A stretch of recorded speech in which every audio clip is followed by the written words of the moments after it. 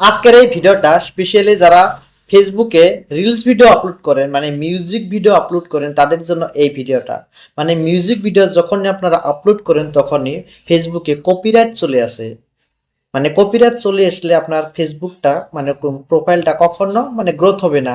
তো কিভাবে আপনারা ফেসবুকে যেটা কপিরাইট আসে সেই কপিরাইট থেকে আপনারা কিভাবে মুক্তি পাবেন সেটাই আজকের এই ভিডিওতে আপনাকে সম্পূর্ণ ডিটেলসে আপনাকে বলবো। যারা ফেসবুকে রিলস ভিডিও আপলোড করেন মানে মানে সং অ্যাড করে মানে আপনার মিউজিক ভিডিও বানানোর চেষ্টা করছেন, মানে ড্যান্স ভিডিও হোক বা যে কোনো ধরনের মানে মিউজিকটা ইউজ করছেন, মানে মিউজিকটা ইউজ করার সাথে সাথে আপনার মানে ভিডিওতে কপিরাইট চলে এসেছে। কপিরাইট যখনই চলে আসে আপনার প্রোফাইল কখনো মানে ভাইরাল হবে না। কিভাবে সেটা আপনারা রিজলভ করবেন সেটাই আজকের এই ভিডিওতে সম্পূর্ণ দেখতে পারবেন। ভিডিওটা ভালো লাগলে অবশ্যই লাইক কমেন্ট শেয়ার করে দিবেন। আমি ভিডিওটা মোবাইলের স্ক্রিনে সুন্দর করে দেখিয়ে দিচ্ছি।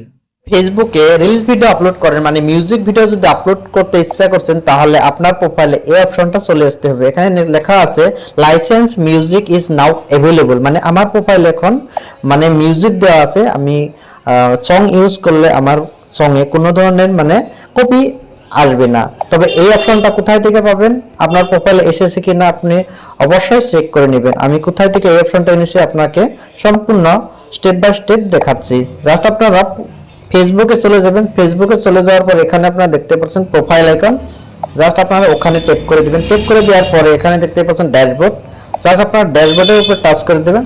টাচ করে দেওয়ার সঙ্গে সঙ্গে আপনারা এখানে দেখতে পাচ্ছেন মনিটাইজের উপরে টাচ করে দেওয়ার সঙ্গে সঙ্গে এখানে আপনি একটি অপশন দেখতে পাচ্ছেন আপডেট।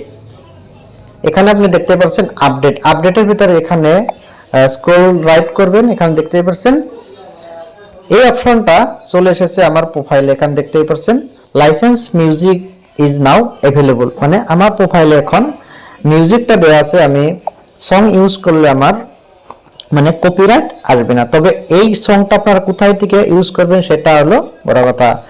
প্রথমে আপনারা যেটা মানে ফেসবুকে যেটা লাইব্রেরি আছে সেই লাইব্রেরি থেকে আপনার মানে মিউজিকটা ইউজ করতে হবে। এখানে যদি আপনারা রিলস ভিডিও বানান জাস্ট এখানে আপনারা দেখতে পাচ্ছেন মিউজিক, এখানে আপনারা দেখতে পাচ্ছেন মিউজিক। এখান থেকে আপনারা মিউজিকটা নিয়ে নিতে হবে। এখানে দেখতে পাচ্ছেন লাইসেন্স মিউজিক, এখানে দেখতে পাচ্ছেন লাইসেন্স মিউজিক, এখানে আমার লাইসেন্সটা দেওয়া আছে। এই মিউজিকটা আমি ইউজ করলে আমার প্রোফাইলে কখনো কপিরাইট চলে আসবে না। তবে ভিডিওটা যদি ভালো লাগে থাকে অবশ্যই লাইক কমেন্ট শেয়ার করে দিবেন। ধন্যবাদ।